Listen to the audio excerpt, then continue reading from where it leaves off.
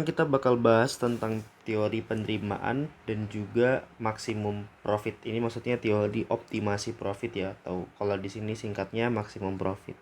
Nah, kita kan tahu ya, di awal orientasi produsen atau apa yang pengen dicapai oleh produsen di ilmu ekonomi itu adalah untuk mendapatkan profit yang maksimum, atau dia itu memaksimumkan profit gitu. Dimana profit itu secara mikroekonomi disimbolkan dengan variabel P gitu. Nah, sebelum kita tahu bagaimana cara maksimumin profit, maka kita harus tahu dulu sebenarnya komponen dari profit itu apa. Nah, komponen dari profit ini sebenarnya bisa kita logikain dengan logika pada umumnya gitu. Kayak misalkan kamu dagang, kamu tuh bakal tahu kamu tuh dapat profit berapa ya berdasarkan berapa yang kamu terima. Kalau di sini yang kita terima dalam bentuk revenue atau total revenue atau TR, dan dikurangin dengan berapa yang kamu keluarin dalam bentuk biaya, atau di sini kita pakai total cost atau TC. Berarti kalau kita pengen tahu gimana cara maksimumin profit, maka kita harus tahu setiap komponennya itu seperti apa, TR itu seperti apa, dan juga TC itu seperti apa. Nah, kalau untuk TC sendiri, ini kita nggak bakal bahas karena sebelumnya kan udah dipelajarin ya di materi sebelumnya. Ini udah dipelajari di materi sebelumnya. Nah, atau ini di teori perilaku produsen ya, spesifiknya di teori biaya produksi. Nah, tapi yang total revenue ini kan kita belum bahas kan. Berarti kalau misalkan kita pengen lanjut membahas tentang gimana maksimum profit, maka kita harus tahu dulu kondisi profit itu nanti seperti apa, kondisi total revenue itu seperti apa. Nah, makanya nanti sebelum masuk ke sana kita bakal fokus dulu nih buat bahas ini. Jadi kita bakal bahas ini dipelajari sekarang. Nah, nanti kalau misalkan TR-nya atau total revenue itu udah selesai, kita baru bakal bahas tentang gimana sih caranya mengoptimalkan profitnya gitu, atau memaksimumkan profitnya.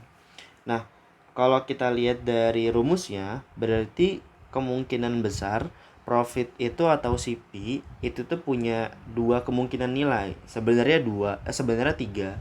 Tapi kita nggak terlalu fokus ke yang satunya, itu nanti bisa kita bahas. Tapi kita bakal fokus ke yang dua utamanya gitu. Nah, dari komponennya, profit itu bisa nilainya positif. Nah, nilainya positif ini itu terjadi ketika kalau kalian lihat, profit itu kan terdiri dari TR dikurang TC kan. Berarti ada yang plus yaitu si TR, dan ada yang minus yaitu si TC. Nah, kalau misalkan nilainya positif, berarti yang plusnya itu yang lebih besar gitu. Berarti kondisi terjadi ketika TR-nya itu lebih besar dari TC. Ini kita balik ya logiknya. Berarti kalau TR-nya lebih besar dari TC, maka nanti nilai P-nya itu bakal positif gitu. Nah, positif ini itu disebut sebagai profit, atau kalau bahasa Indonesianya itu laba atau untung gitu. Nah, kalau perusahaan itu mendapatkan profit dari berbagai kemungkinan yang ada, maka perusahaan itu bakal berusaha untuk mencari kondisi profit yang paling maksimum atau maximizing profit gitu. Jadi perusahaan itu bakal mencoba mencari profit yang paling maksimum. Nah, kemungkinan kedua, kalau tadi yang positif atau yang plus yang lebih besar, kemungkinan keduanya berarti yang negatif yang lebih besar, berarti TR-nya lebih kecil dari si TC. Nah, kalau ini terjadi, maka nilai P-nya itu bakal negatif gitu karena pengurangnya lebih besar. Nah, ini sebutannya adalah loss, atau kalau bahasa Indonesianya itu adalah rugi. Nah, kalau si perusahaan itu mendapatkan kerugian, maka perusahaan itu bakal berusaha untuk mendapatkan kerugian yang paling minimum, atau kita sebutnya itu minimize loss. Jadi dalam materi ini kita bakal bahas secara garis besar itu. Pertama, kondisi revenue-nya seperti apa. Terus yang kedua, bagaimana caranya memaksimumkan profit, dan juga beberapa kondisinya. Jadi kalau misalkan kita rekap nih, sebelum kita mulai masuk ke materi lebih detailnya, jadi kita bakal bahas teori penerimaan dan juga profit gitu. Nah, di teori penerimaan kita bakal bahas nih, pertama itu komponennya dulu gitu. Dimana seperti komponen-komponen di variabel ekonomi lain, kayak misalkan di teori produksi, di teori biaya produksi, itu ada total, ada average, ada marginal. Di sini juga sama, di teori penerimaan ada totalnya, ada average-nya AR, dan ada marginalnya MR. Nanti kita bakal lihat nih satu-satu gitu, kira-kira nilainya itu seperti apa dan hubungan satu sama lainnya seperti apa. Nah, terus yang kedua, di teori penerimaan ini penting kalian pahamin bedanya. Kenapa? Karena teori penerimaan itu adalah basic yang harus kalian ingat nanti sebelum masuk ke struktur pasar. Gitu. Kenapa? Karena nanti di materi struktur pasar kita itu bakal combine antara materi biaya produksi dengan materi penerimaan atau revenue. Gitu. Nah, kalau untuk basicnya atau dasarnya, komponen biaya itu nggak bakal terlalu banyak beda antar pasar gitu. Nah, nanti perbedaannya itu adalah di revenue-nya atau di penerimaannya. Makanya kalian tuh di awal tuh harus tahu dulu sebenarnya perbedaan antar pasar itu seperti apa. Nanti kan di pasar di struktur pasar ada pasar PPS persaingan sempurna, ada pasar monopolistik, ada pasar oligopoli dan pasar monopoli. Tapi secara garis besar perbedaan strukturnya itu tuh kebagi jadi dua, yaitu pasar yang persaingan sempurna, perfectly kompetitif, dan pasar yang non persaingan sempurna nih yang terdiri dari tadi monopolistik, oligopoli, sama monopoli. Jadi kita bakal lihat perbedaan dari dua jenis struktur pasar ini tuh revenue-nya kayak gimana bedanya gitu. Karena memang nanti ada perubahan yang cukup signifikan bedanya gitu.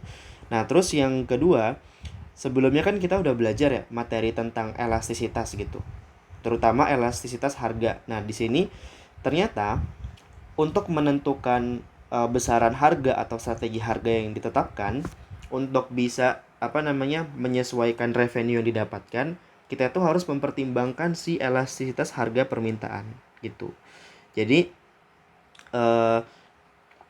perusahaan itu tuh melakukan strategi harga untuk bisa mendapatkan penerimaan tertentu gitu. Penerimaan tertentu ini maksudnya ya kalau kalian lihat dari komponen biaya tadi, komponen profit, penerimaan itu kan yang jadi plusnya kan. Berarti kita berusaha untuk mendapatkan plus yang paling maksimum gitu.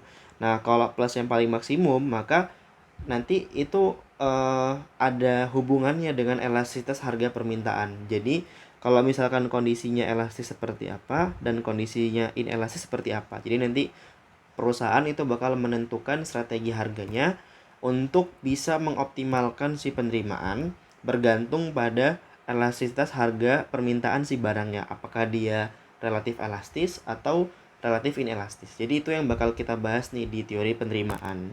Nah, setelah kita selesai nanti membahas teori penerimaan, kita bisa nih masuk ke pembahasan detail tentang profitnya gitu. Nah, sebelum kita lanjut nanti tentang maksimum profitnya seperti apa, kita harus bedain dulu antara si economic profit dan juga si accounting profit gitu. Karena dua konsep ini itu tuh sebenarnya beda. Tapi kita ketika belajar pun, apalagi kalian masih baru untuk belajar ini, kadang tuh suka ketuker nih antara economic profit dan accounting profit gitu. Nah, karena kita belajarnya ilmu ekonomi atau economics, maka semua profit yang kita bahas, ingat ya, semua profit yang kita bahas di materi apapun itu bakal fokus ngomongin tentang economic profit. Nah, kayak sebelumnya fungsi profit yang kita kasih di sini, ya berarti profit di sini itu tuh ngomongin tentang economic profit, bukan accounting profit, karena kita lagi bahas ilmu ekonomi atau economics gitu, bukan accounting atau akuntansi. Jadi nanti bakal ada bedanya gitu dan harus hati-hati. Terus yang kedua, karena kita udah belajar teori penerimaan, udah belajar teori biaya produksi, maka kita combine dalam bentuk profit. Terus kita berusaha nih untuk mencapai kondisi profit yang optimal gitu. Nah, mungkin dari kalian beberapa itu udah tahu gitu. Aturan untuk optimal profit, entah itu maksimum profit atau minimum loss, itu tercapai di kondisi MR sama dengan MC. Nah, ini mungkin kalau kalian yang belum tahu, jadi kalau pengen mendapatkan profit optimal, kita harus mencapai kondisi MR sama dengan MC. Nah, nanti kita bakal cari tahu nih, kenapa sih harus MR sama dengan MC gitu, bukan MR sama dengan P atau MR sama dengan AC. Nanti kita bakal tahu nih kenapa harus mencapai kondisi MR sama dengan MC. Terus uh, nanti kita juga bakal ngeliat nih. Jadi tujuannya MR sama dengan MC itu sebagai gambarannya. Itu tuh untuk mendapatkan nilai key tertentu. Kita sebutnya misalkan key yang maksimum profit gitu. Artinya di kondisi MR sama dengan MC itu kita nentuin berapa sih quantity produksi yang bisa menghasilkan profit yang maksimum gitu. Berarti fokus kita itu adalah menentukan berapa quantity produksinya. Nah, maka nanti kita bakal ngeliat sebenarnya gimana sih produksi yang bisa menghasilkan profit yang optimal gitu. Nah, ini penting karena ini tuh bagian dari pengantar atau transisi gitu dari materi yang kita pelajarin sekarang dengan materi yang nantinya bakal kita pelajarin di mekanisme pasar. Jadi harapannya bisa fokus di sana ya.